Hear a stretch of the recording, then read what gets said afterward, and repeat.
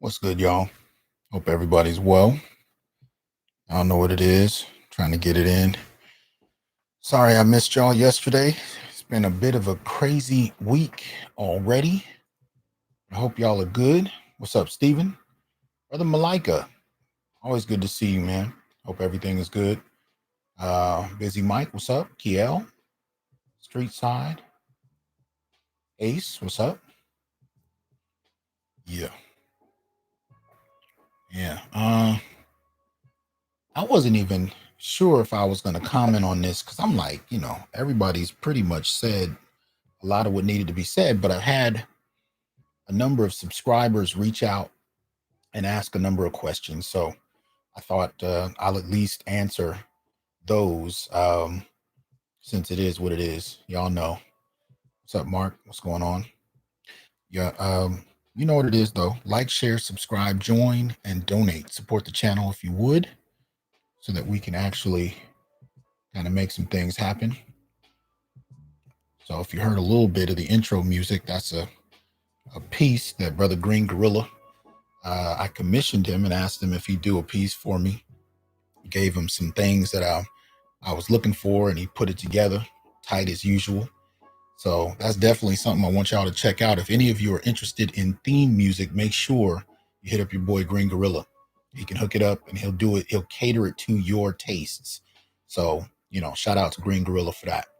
Winston, what's up? Abuki, what's going on, man? Good to see you. Yes, indeed. Hit the like button, if you will. About to dive in. But I will tell you, this last couple of days, I had to relax a little bit. And based on the gas prices, the last time that joint, I went to get my tank filled, it hit me for like 100.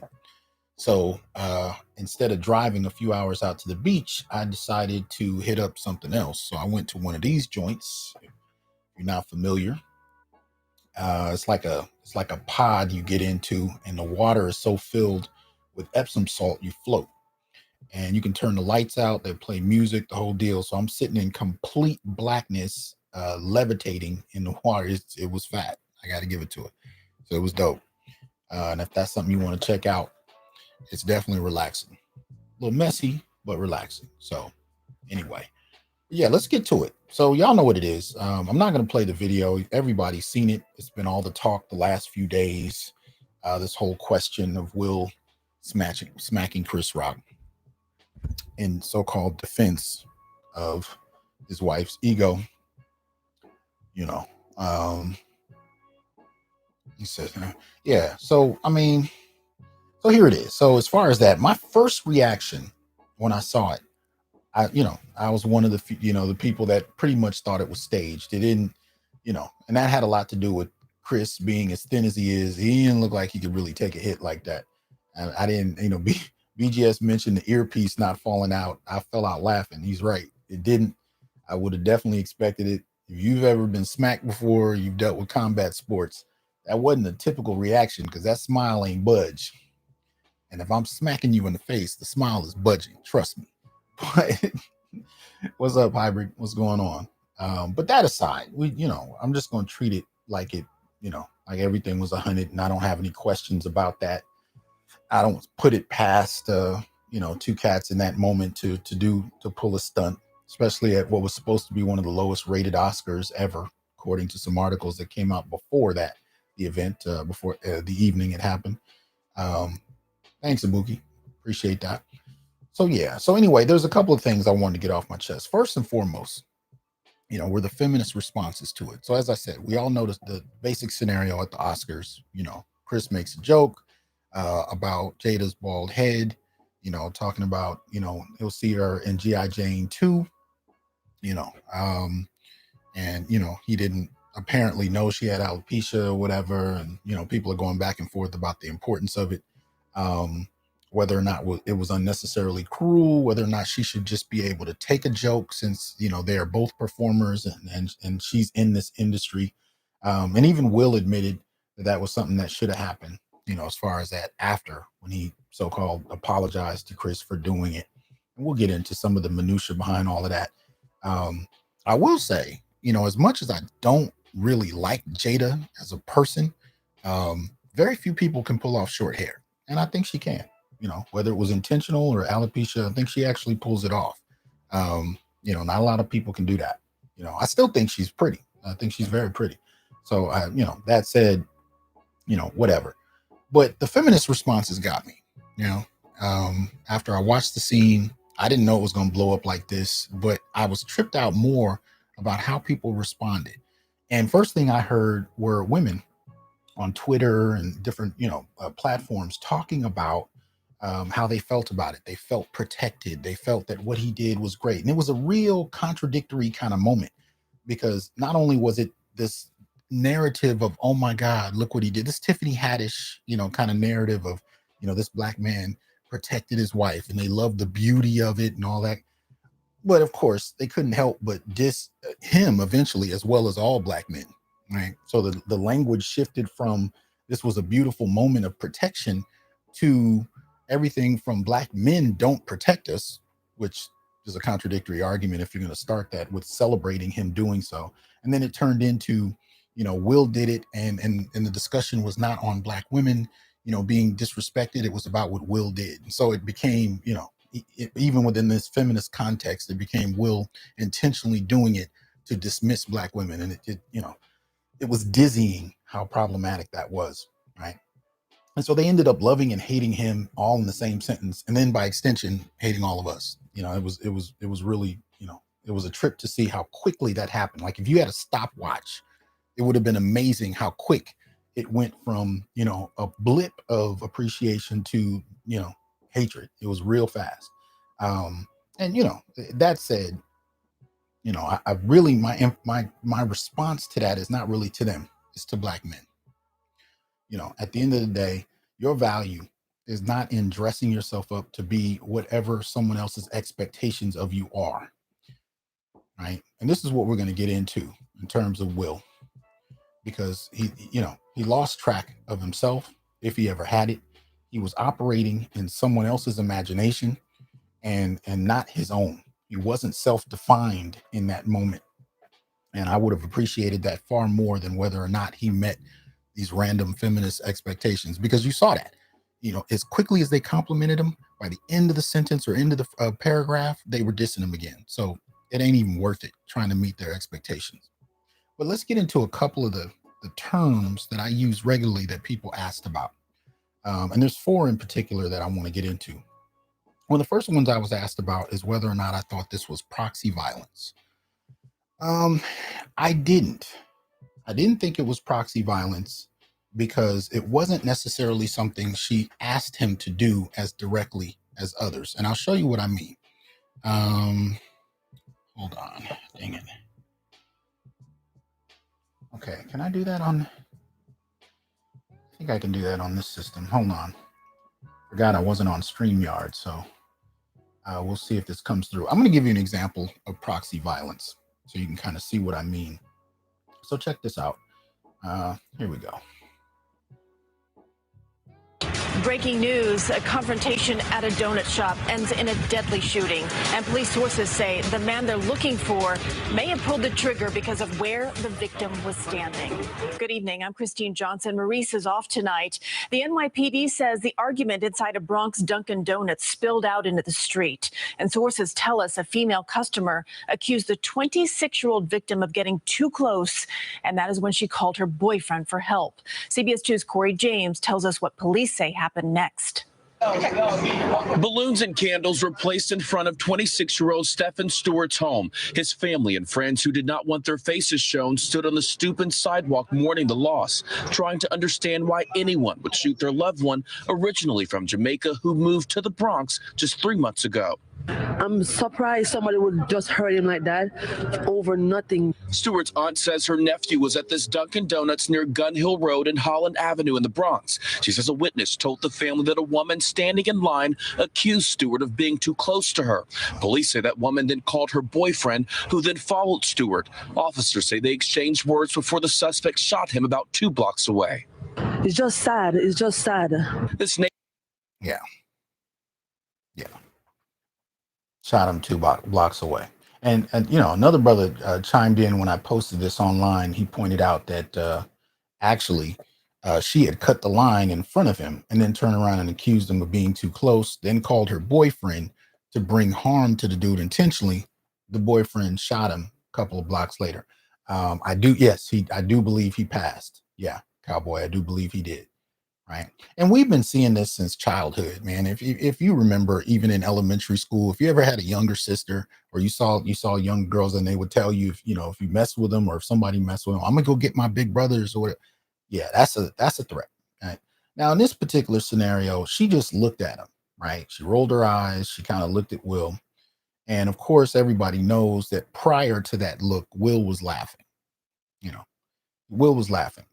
Now, I would tell you, were that me and somebody, made fun of something regarding my wife, if I did not appreciate it, or if I felt like it was something that was beyond the pale, I would have just looked at Chris. And I don't need to look at my wife to know how to feel. That's the first thing. I don't need to look at my wife to know how to feel. I may look at her to ask if she's okay, even with a look, because a married couple can do that. You've been with someone long enough. You don't necessarily have to, but I would look at her maybe and see if she's okay, but I don't need to look at her to know how to feel, but we'll get into, what I thought he should have done later. So as far as the proxy violence thing, I don't think it's quite that. The ConcuSurf notion, absolutely. Absolutely. The fact that his whole, mood changed, the battery in his back as soon as he saw her upset, definitely a ConcuSurf move. And some have called him a simp enforcer. I've also used the term pro bono mercenary, but yeah, I definitely think that was at play in this. And that's always a bad look in and of itself.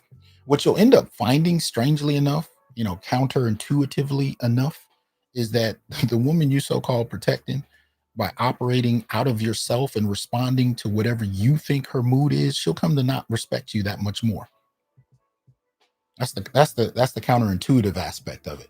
Now, many of us in this space have argued that she doesn't respect him in the first place, and I agree with that. I think she's been disrespecting him for years, and I think it's been public, and I think it's been unnecessary. So I think that's played into this as well.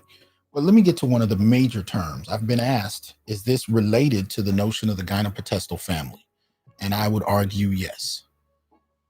And the reason I say that is because if you've seen this here, so I just looked up Jada Pinkett-Smith, born September 18th, 1971.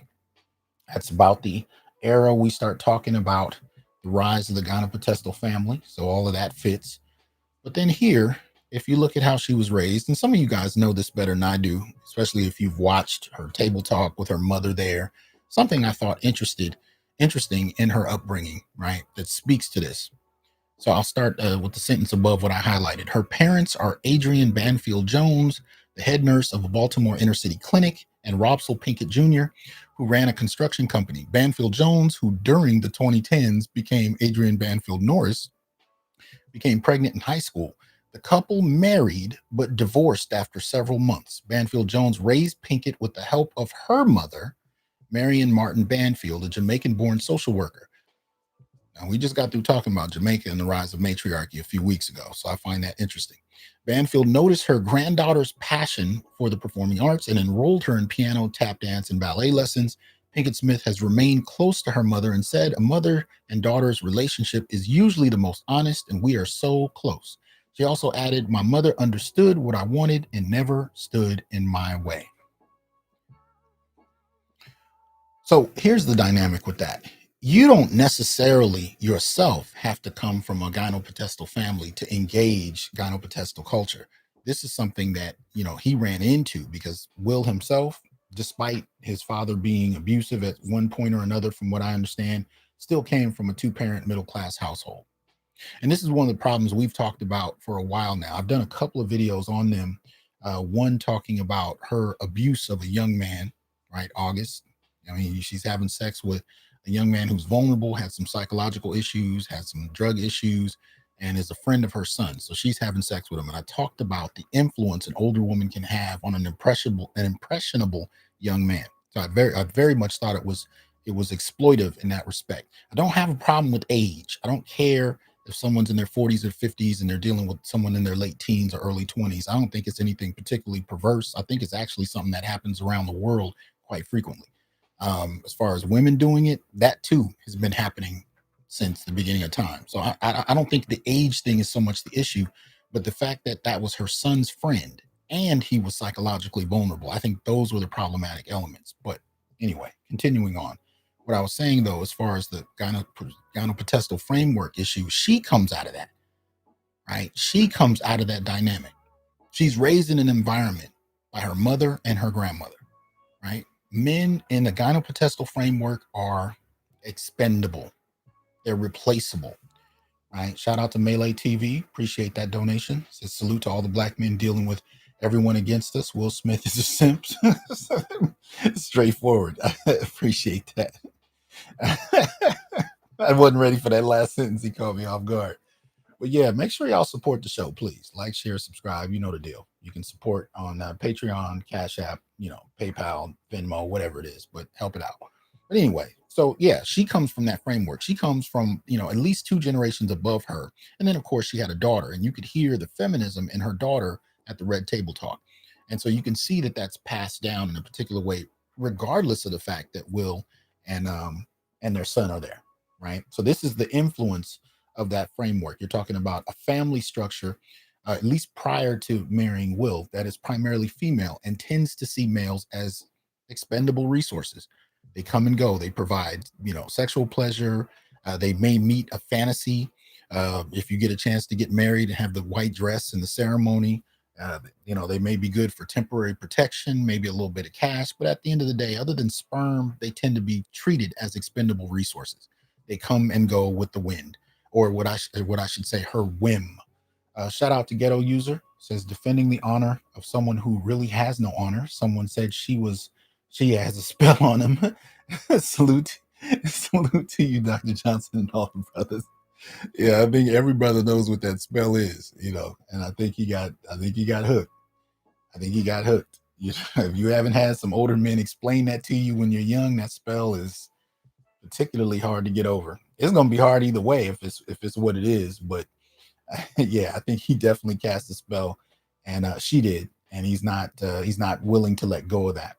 But this is the kind of structure she comes out of. So I definitely think the gyno-potential influence is there, and I think it's one of the reasons that the family has so much trouble, because Will, coming from the 2-parent framework he's used to, believes that a man's place can actually be to be instrumental in a family, that a woman can appreciate that. But when you've not had any contact with a gyno-potential framework, you don't understand. You can do all you can think of. You can become a billionaire. You can be one of the most successful men in the world, and she'll still chase after, something that's far beneath you. Just is what it is, But if you're talking about a gyno-potential framework, which I think goes hand in hand with the kind of women we're talking about, you have to understand going into it, this is the culture she's raised in. When she's raised not only in a larger culture in terms of community, but within her family, a culture of expendability as far as men. The very idea of a masculine male being is one that is no more than a tool. Then you should know what you're walking into. And if Will Smith can't influence a person like that to be considered seriously, then you got to question, to what extent it's possible. Now, we all know her appreciation for Tupac, right? Part of the problem with that is, in my humble opinion, I think, long before Smith was jealous of Pac, he should have left her alone. She was an alpha widow. She wasn't getting rid of the image of Pac. That was her standard. And at the end of the day, if a woman like that can't appreciate you, you need to let it go. And she's going to end up a widow, which is what she would have been if she got with Pac anyway. But the dynamic is also class. Will grew up in a middle-class environment, and middle-class men operate differently. They don't generally get physical unless physicality is necessary. If it's directly self-defense. You know how middle-class men protect their families? Whereas working class and below, based on where you have to live, you might have to pull, throw hands. You might have to pull weapons. But middle class cats don't really protect like that. Middle class, this is an example of middle class men protecting. They move you to an area where you don't have to live under threat. That's middle class protection. That's what Will is used to, in particular, in a class sense. He's not really primed for, physical combat in terms of protecting his wife, especially if she's not being physically assaulted. This is what I mean when I say he was operating out of himself. That's not something he knows anything about, And even when you see dudes like that who've been raised in that environment, operating out of just pure emotion can get you killed. Cats that I've been around that knew how to handle themselves and had to deal with it on that level, even then it was strategic, it was decisive. It wasn't just pure 100% emotion running out, acting a fool. It was a very different thing. But if you've not been raised around it, if you don't know how to do it, it's different. So anyway, the Gyno-potential thing. But the last concept, the last term of mine that somebody asked me about is what relationship did this have to emotional labor? And y'all know I developed a concept that I call male relationship emotional labor. And it basically has to do with the labor that we do in relationships that doesn't get acknowledged. It's a labor that we've not been trained for, yet we're expected to provide. And I think it even supersedes income as far as our most valuable resource. But it's not talked about. It's just expected. And if you don't know how to perform it, she'll leave you and you'll not know why. Right? It's a form of emotional labor that can take many different forms in and of itself. Kron, appreciate the support.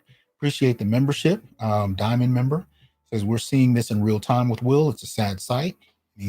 Proverbs 6:26, for by means of a harsh woman, a man is brought to a piece of bread, and the adulteress will hunt for the precious life. Damn. Well, but here's the thing about male relationship emotional labor. We're taught, especially if you do come from a Gyno-potential family, we're taught that we're supposed to expend that emotional labor to any woman that needs it, any woman that requests it. It could be women that your mother or other family members send you to go service. It could be women in the community. It could be a woman at a bus stop. You're supposed to give your life at every turn to suit a woman's need. That's at least the way many young men are socialized. Many Black men are socialized. That's what we've come to grow up to believe. That's what it means to be a good Black man, right? You sacrifice for yourself for any woman in need. What I suggest, as far as male relationship emotional labor, is one, to actually understand how valuable that shit is. If you're willing to give your life to protect someone, there's no more value than that. There's no more valuable a thing you can extend to someone else than that. And if that emotional labor is that valuable, then you should be the one to determine who should get it, how they get it, to what extent, and retain the right to not give it at all.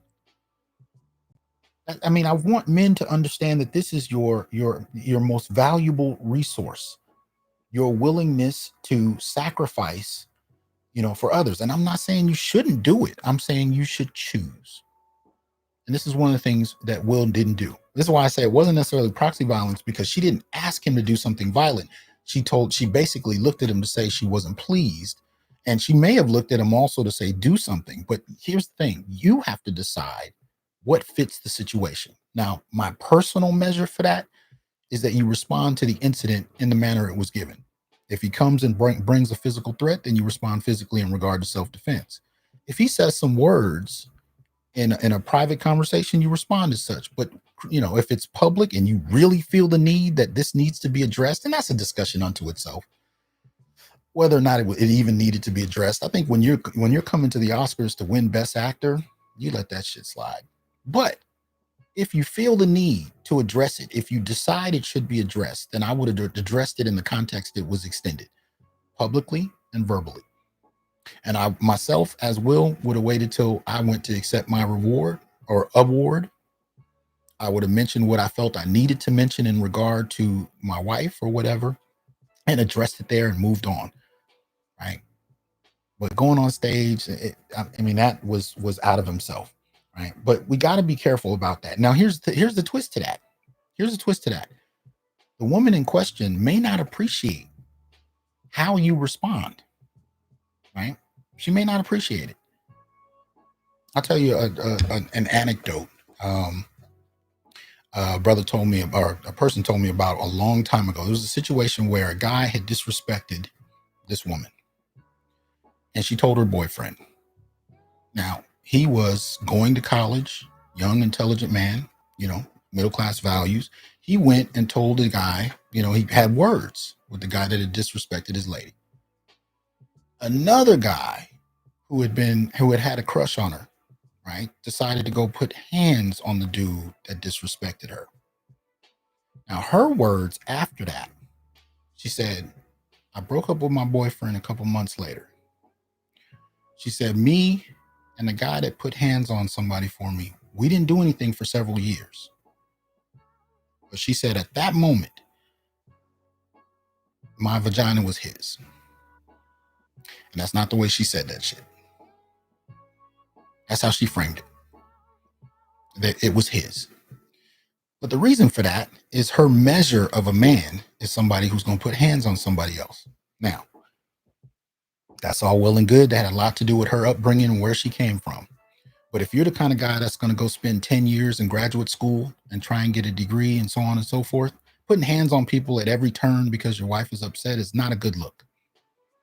Not a good look. And if you can't find a woman that appreciates the nature of that, see, there's a, if you guys saw that film in 2004 called Crash, right? There was a scene in it with Terrence Howard and his wife played by Tandy Newton, right? And they had a similar situation. Well, not similar, but they had a situation where the cops pulled him over and they felt her up and he saw it. And I think he was going to file a report, but for her, that wasn't enough. She wanted him to beat up the cops. Unarmed, white collar cat, upper middle class. If you're not with the kind of woman that understands how you get down, there might always be a rub. And that's the kind of thing I noticed between Jada and Will. She doesn't understand his middle class upbringing and what that means in terms of how he resolves issue. Terrence Howard's character, reminiscent of how Will should have acted, is more the kind of cat that if the police accosted his family, he'd sue the police department. You don't throw hands at the cops, especially if that's not your training, your background, or none of that. All you're going to do is end up dead or in jail.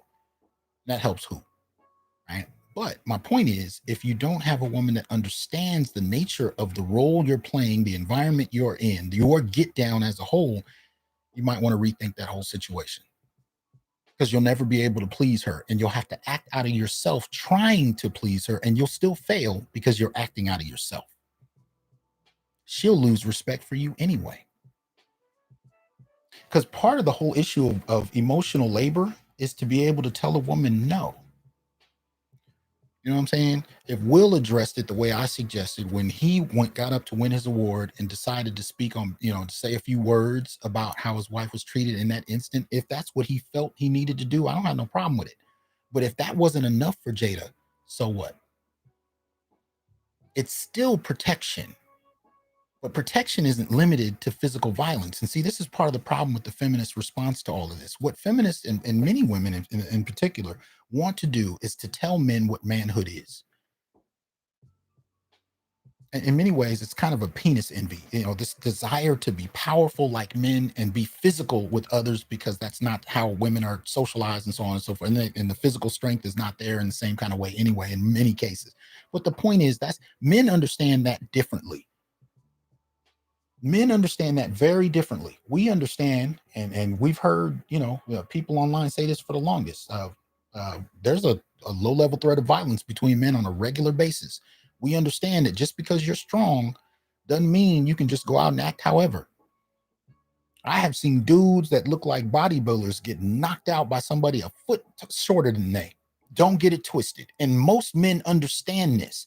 Even if you look weak, even if you look thin, even if you just don't look like you have it in you, I don't know what you're capable of. And I'm going to have to engage you with the possibility always looming in my mind that I don't know what you're capable of. I don't know if you've had 15 years of martial arts experience or if you had 20 years of fighting on the street. I don't know you.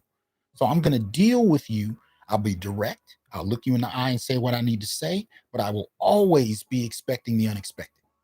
When men deal with each other, you never know what can happen. Shout out to Master Who for the support. Also, shout out to Baba T, who says Will Smith would have been canceled if Chris Rock was gay, trans, women, Jewish, or white. To Hollywood, that was just two black men abusing each other on national TV, right? Mr. Z, what's up, man? He says, I remember exactly the scene you're talking about in Crash. Remember the cop and Tandy some sexual tension afterward when he saved her. Yeah, what it was afterward, later in the movie, she gets into a car accident and he ends up being the cop on the scene trying to save her. And despite that he took advantage of her early in the film, he actually was trying to save her. And the moment she saw him, she started screaming, "Not you. I don't want you to save him." And you could see in his face, he was like, damn, he felt bad about it. He realized now he has to help this woman that he violated. So it was a weird moment. She wasn't attracted to him, but he felt guilty about the situation, and had to deal with the fact that she actually didn't want his help. But the entire movie, she spent angry at her husband. And at every turn, she would talk about how the cops took his masculinity away or how he was emasculated. And it wasn't necessarily that he was emasculated. She didn't understand the class performance of his masculinity. That's not the dude that's going to get in a fist fight with two cops. It's not how that go. He sues the police department. That's how that guy responds to that. But she didn't appreciate that dynamic. So he didn't feel appreciated by his wife. She didn't feel protected. And that was the source of the tension. And it very much reminded, as soon as I saw the look between them, regardless of what Will did, it took me back to that movie Crash. And the reason it did is I use it as an assignment in my class. We watched the 9 minutes. I spliced together the moments from that movie of just Terrence Howard and Tandy Newton. And I have them explore in my class. I have them define what is feminism and what is masculinism from that scene. Because from a feminist standpoint, the whole question of being protected and all of that, her being violated by the cops, I think he kind of, I think he put his finger in between her leg. Like, I can't remember specifically, but I think that's what it was. So I have them, explain feminism from the context of that. And then I have them go over the same scenes and explain it from a masculinist standpoint. The social expectation that Black men have to physically be able to beat up two cops, not get shot, and then be able to get home safely and not get arrested. Their license plate the plates were called in before the cops even got out the car.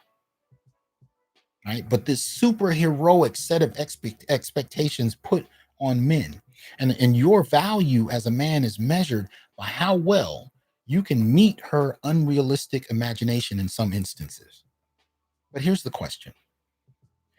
Put aside her unrealistic imagination and actually protect based on what your situation, your capabilities, and what they are. That's the measure of a man.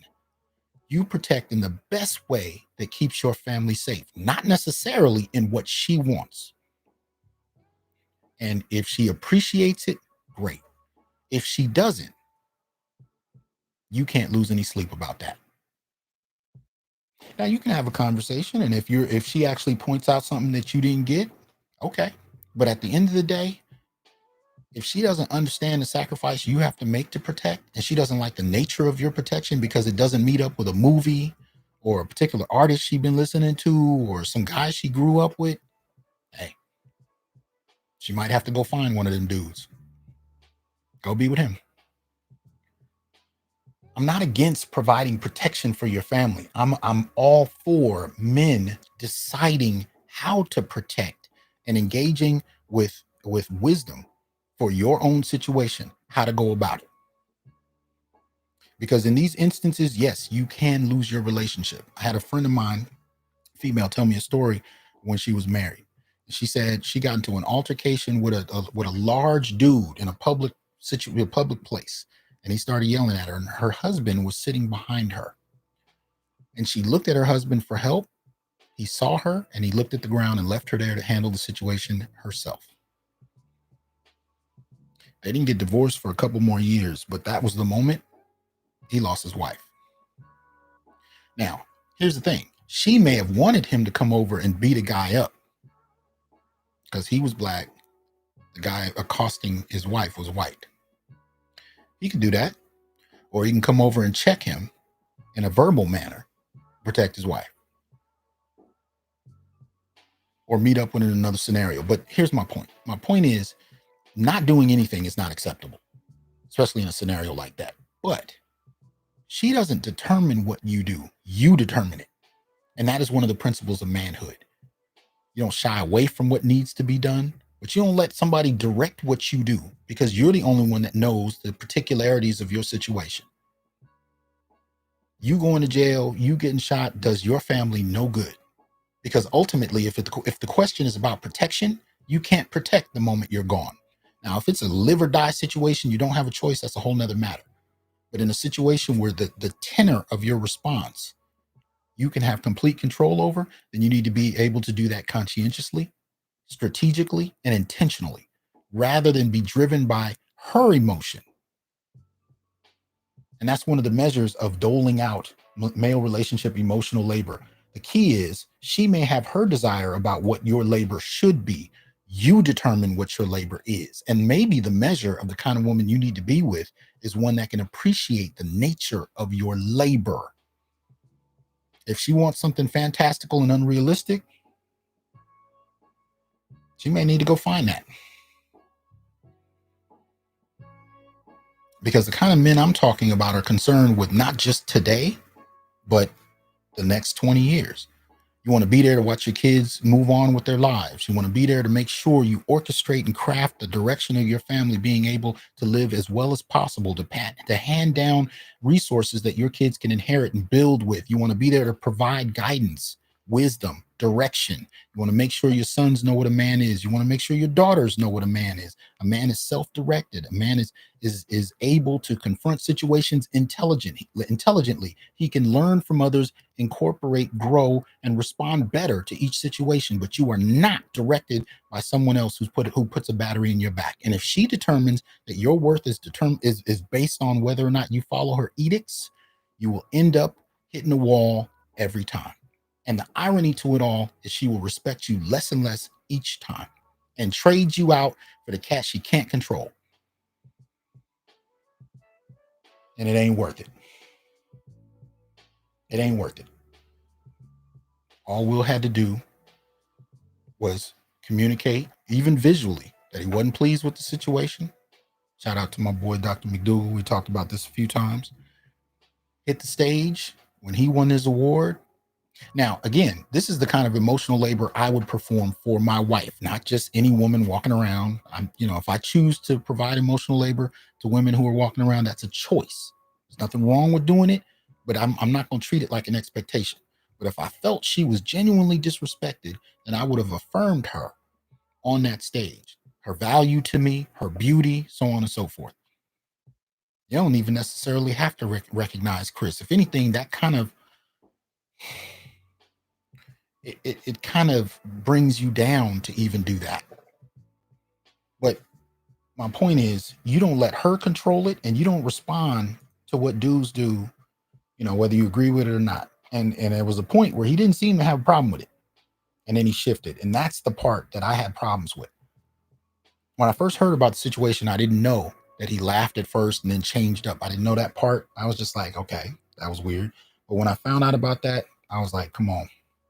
That right there is a problem. Last thing I'm going to say about this is this issue of protection. A lot of people don't know that there is a form of protection that women actually provide for men. And this has been something, especially in Black America, that has been key for generations. There was a point, especially when we were in the South, post-slavery, sharecropping era, most particularly. And a lot of you guys, I've noticed, have these stories about your grandfathers and great-grandfathers navigating the Klan, navigating the police, fighting back and demonstrating manhood while at the same time being strategic and protecting family, right? They may have shot someone, fought somebody, and moved the family out the next day, whatever. We've heard those stories because those are real stories our families have lived, right? And in most instances, those men sought to survive to be there for their families. Beautifully done. But here's the thing. In those kind of scenarios, women would often gauge what to tell their husbands, fathers, brothers, whomever. They provided a different type of protection for men. That was a protection of being clear. If you tell him, and his job is to protect you, is this situation worth the response?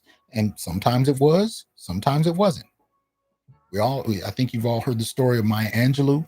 As a young girl, she had been sexually, molested by, I think, a stranger. I think it was like a friend of the family or an associate of some sort, a grown man, and she was young. And when she told her family about it, the men in her family made sure that dude disappeared. appeared. That's protection. And that was common in Black America, that men provided that protection. And despite the rhetoric and the stereotype, men still provide that protection. But here's the twist. When she found out that what she had to say caused the death of someone, she didn't speak for a long time afterwards. She was so in shock. My point in bringing up that story is women used to measure what they said because they knew the response was real. Now, I'm not saying she shouldn't have told. And as a father, I damn well hope she would. But my point is that in those kind of scenarios, a woman had to take a moment out. And then the mothers and grandmothers would even teach this to the daughters. You got to take a moment out to think, is this the kind of scenario I want to tell your father or your brothers or your cousins? If it is, go to town, say what you got to say. If it isn't, that's a form of protection she would provide for us. Now, I think something shifted.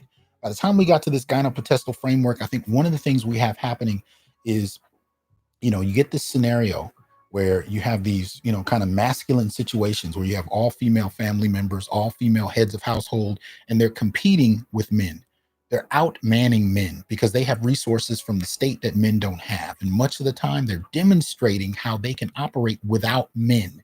And they're demonstrating it to men, which is a very contradictory position. But in that competition with men, one of the things that they try to do is suggest that men aren't needed. We've been hearing this since the 80s, right? Niggas ain't shit. We don't need you. I don't need you. I can stand on my own. That whole kind of rhetoric, that narrative, has been very popular for the last few decades. And so now, instead of protecting men by measuring what is shared, what is told to the men who are there to protect you, now you have this kind of sense that I can send these mercenaries out in the world as a flex to demonstrate my power, right? As opposed to something you protected as a resource only to be used in the most extreme situations. Now you have situations like the woman I showed you at Dunkin' Donuts, who flexed because she could. She got an ego push. She got an ego hit off of being able to have somebody removed from this earth because her feelings were violated. And why? Because she said he was standing too close. See, this is the abuse of power. That's what this is. And this is the reduction of Black men from being men who protect the women they love to being a tool used like a pit bull. And some people don't see the difference between the two, but there is a huge difference. There's a major cultural shift that demotes men from being men to being guard dogs. That's what we're living with. That's what we're living with. A major shift in the behavior. Right. I appreciate the mods in the chat. I can't see what you guys are knocking out, but I know y'all are on the job. Thank you. I don't take y'all lightly, but that's what I wanted to get out there. There's a kind of protection that I don't think Jada has been providing for Will. Whether we're talking about August Alsina, whether we're talking about open relationships, and even in terms of the Alsina thing, and I said this, I did 2 other videos on Will and Jada. The issue there for me was not that they saw somebody else. If that's an agreement they had, that's an agreement they had. It doesn't matter what I think about it, whatever. It was an agreement. Clearly, she violated it. Will wouldn't have had a reason to be upset if she hadn't. And part of the violation is 1, that she was sloppy. But 2, she was sloppy in her choice of who to see it with. Because look, I don't think Will has only been with her. I think Will has seen quite a few people. And this has been a rumor, since the 90s. But here's the thing. How many women have you heard? How many people, because I've heard some strange rumors, but how many people have you heard come out and talk about how they've had sex with Will? When has she thoroughly been embarrassed publicly behind finding out that he's been, unfaithful, quote unquote, with other people?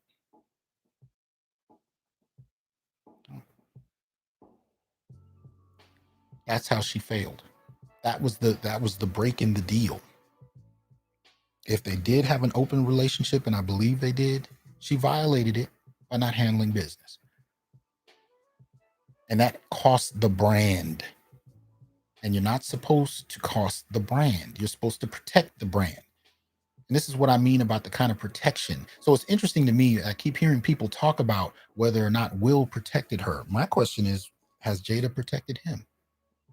And some have even raised in the moment, could she have just grabbed his arm or told him, no, baby, that's not the time. There is that level of protection too. It goes hand in hand with the kind of protection I was talking about earlier, where a woman would say, no, it's not that serious or whatever. Yeah, there is that. Maybe that could have happened. Maybe it couldn't. I don't know if she knew he was going to get on stage and smack somebody or not. In that respect, again, I come back to Will not knowing how to operate within himself and how to understand that pleasing her is not the point. I don't fault him for wanting to protect his family. I have problems with what he interpreted as a threat to his family and how he chose to respond to it. It didn't have to be perceived as a threat. You could have ignored it, let it slide off your back. If you felt it needed to be addressed, you address it in the manner it was given. And if you're there at the Oscars to win Best Actor, you got the biggest megaphone there is to make a statement. And it doesn't have to be crass. You don't got to cuss nobody out. This is when you're operating at the highest level, just a few words. And sometimes responding with class is a way to slap somebody in the face far more than cussing them out or physically slapping them in the face. You can actually do yourself more harm, operating on too low a level. Anyway, I don't know what all of these things are coming in my chat. This is really weird. Anyway, but I appreciate y'all. I just wanted to get a few words out, and add my 2 cents to this whole discussion. Wow. 1,300 people in this piece. Okay. Like, share, subscribe, join, donate, support the channel if you would. Patreon, Cash App, all of that is right there. Venmo, PayPal. Y'all know what it is. But these are the kind of things that Black men are going to have to be conscious of. We're going to have to actually be very strategic about, because trying to meet people's unrealistic standards is a recipe for disaster. And this is why in the closing of my live shows on Wednesdays, you guys hear that closing where I talk about, how we have to operate. And I'll probably play the closing tonight, even though it's not Wednesday, because I want to drive the point home. Your goal is not to meet people's unrealistic expectations. That's their problem. You play your role. You play your position. And if you're the protector and the provider, then you do it. And you don't let people tell you what they think it is, especially when they have no experience with it. And Jada has none. She comes from a gyno-potential family. She does not understand male protection. She doesn't understand male headship. If anything, her actions have shown over time that she disregards it. Not only does she not understand it, she has contempt for it. And if that's the dynamic, and that can be her thing. She can find men. And there's plenty of men that want to participate in a gyno-potential framework. Let them. If you come out of a different orientation and you're looking for headship in a family situation, do not marry people that don't understand what that is. Especially if you're trying to understand it and you want something different. But Will actually comes out of that dynamic. So getting with someone like her with the kind of understanding she has of how men function and what their role is in a woman's life, that's a recipe for disaster. You listen to how her daughter talks about men. You can already see they've laid the seeds for this. Straight up. So anyway, y'all, appreciate the support. Appreciate my mods in the chat. Shout out to y'all. Y'all have a good night. I look forward to reading your comments, hearing what you have to say. Y'all have a good one, y'all. Peace.